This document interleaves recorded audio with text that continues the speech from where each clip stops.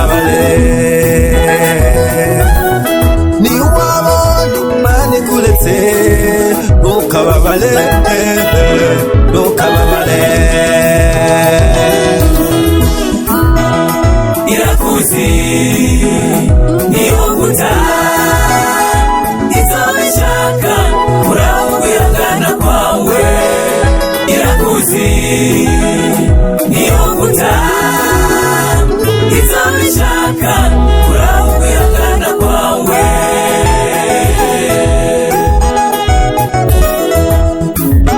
akwisi haragoye duca mu bibazo nk'abaca mu mahwa barakuvuga bakagutwenga ariko uzame wibuka yuko ibyago by'umukristo bimutera kubandanya urugendo irakuzi niyo guta izabishaka kurangwiragana kwawe irakuzi niyo guta izabishaka kurangwiragana kwawe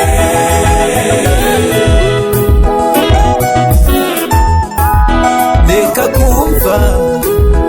amajambo y'abantu ikintu cyose kiba ku mugambi wayo niwibuke uko batatiye Yesu wiyahaba Lazaro ntiyari gupfa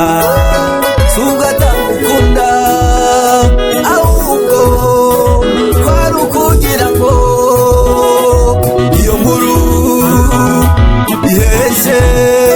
icyubahiro Imana yacu yemeze isuka ry'abapfuye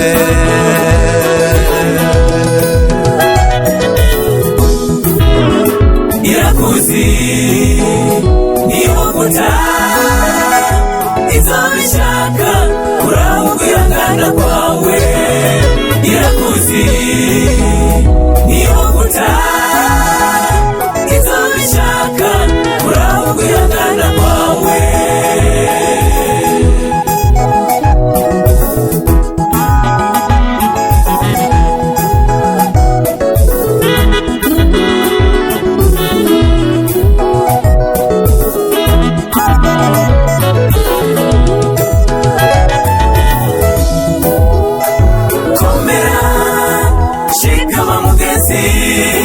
abakubuze mu bibi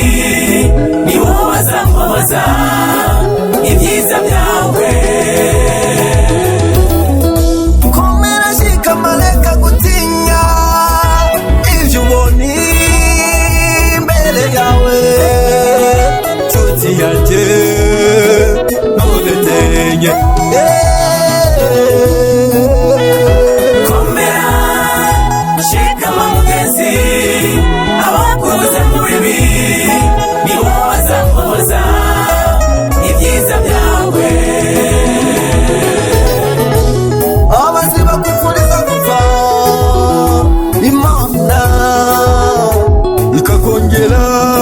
iminsi yo kubaho niyo mpamvu iko ndavuga humura komera shikama mugenzi abakubuze mu bibi ni wowe bazambabaza ibyiza byawe ziratontoma